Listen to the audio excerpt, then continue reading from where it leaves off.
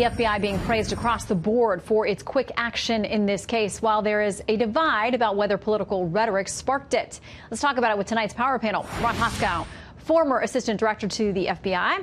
Buck Sexton, former member of the NYPD Intelligence Division and host of The Buck Sexton Show. And Juan Williams, co-host of The Five. Gentlemen, welcome to all of you. Good to be with you. All right, Ron, I'll start with you. The speed at which this was done, and it's interesting that a man who has represented the suspect, we don't know if he is in this case, but formerly, had this to say about him. He said, when I woke up this morning, if you said there's 100 of your clients and he's one of the 100, and one of those people is going to get arrested for this, I probably would pick out many, many more before I would pick him out.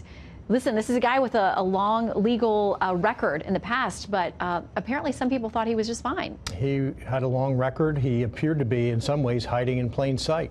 We saw the pictures of his van, of who he had targeted on his van, who he considered in the swamp on his van. You know, he's a guy who's jumping up and down saying, look at me, consider me.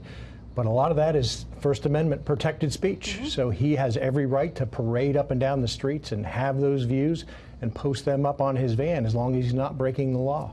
And that's a tricky part because he had a prior issue with a bomb threat, which I believe that was one of the cases where he pled guilty. So, you know, there were those who knew of his anger and of his temper. But as for those political views, interesting that Harry Litman, who is a left-leaning attorney we have on quite a bit, very talented guy, he tweeted this out today. He says, the rage, the irrationality, the demonization of Democrats, Sayoc is no wacko aberration.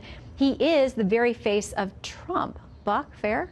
There are over 60 million people who voted for Donald Trump. This is one guy who's clearly disturbed. I mean, he's a career criminal, but he's far from a criminal mastermind. I think the calls for civility from the left are quite honestly unserious. They're unserious because of the record that they have, where they didn't call for similar civility when we had incidents that were even worse in terms of actual casualties suffered, Steve Scalise, which the president himself has mentioned. And you can't call for a ceasefire while you're still firing, which is exactly what Democrats have been doing all week. And if President Trump were to heed these calls, I just want to know if we're really supposed to believe they would stop calling him a traitor, a sexist, a racist, crazy. I think we all know the answers to that. So why would he? He has nothing to do with this. He bears no responsibility for this whatsoever. Well, and he's made a number of statements over the last couple of days, including today, that this is despicable, it's reprehensible, we all have to bring the temperature down a little bit. But as far as this political blame issue, Ben Shapiro tweets this: remember that time everybody correctly avoided blaming Bernie Sanders for one of his supporters shooting up a bunch of Congress people, because that's not going to happen today with crazy bomber guy. Juan? Well, I just find this so much a rhetorical jujitsu on the part of Trump supporters, because if you go back and look at Bernie Sanders was not making incendiary remarks about Donald Trump or any of his political opponents. I think there's a clear record. It's not arguable. If you go to a Trump rally, we just heard from Senator Feinstein about the lock her up. There's also, you know, the Second Amendment people, NRA people could take care of Hillary. Obama was tapping me, wiretapping me, he's a liar, all this kind of thing. And at some point, especially with the reporters as enemy of the American people, you can understand why Democrats would say, hey, this is different than Bernie Sanders. Bernie Sanders is making, you could say he's a socialist, you could say he wants single-payer Medicare and all that. But it's not just Bernie Sanders. But like him, the president hasn't said go out and kill people or go out and terrorize people. I mean, nobody's saying. So don't misunderstand me. I'm not drawing any direct correlation. I didn't say that President Trump was directly responsible for the actions of Mr. Sayoc. But I think that the atmosphere is highly charged. And I don't think there's any debate about the idea that we are a polarized country. Yeah, Buck, I mean, folks would say there's plenty of heat on both sides, that, you know, kick them when they're down, get in their faces, approach them wherever they are, make their lives miserable. I mean, that conversation is happening on the left side. Well, there's also a political culture on the left right now that has, for months, embraced mob tactics in public. They've even tried to parse whether mob is a term you can use for a mass of people that are threatening individuals, menacing them in restaurants, which I think they lost that debate.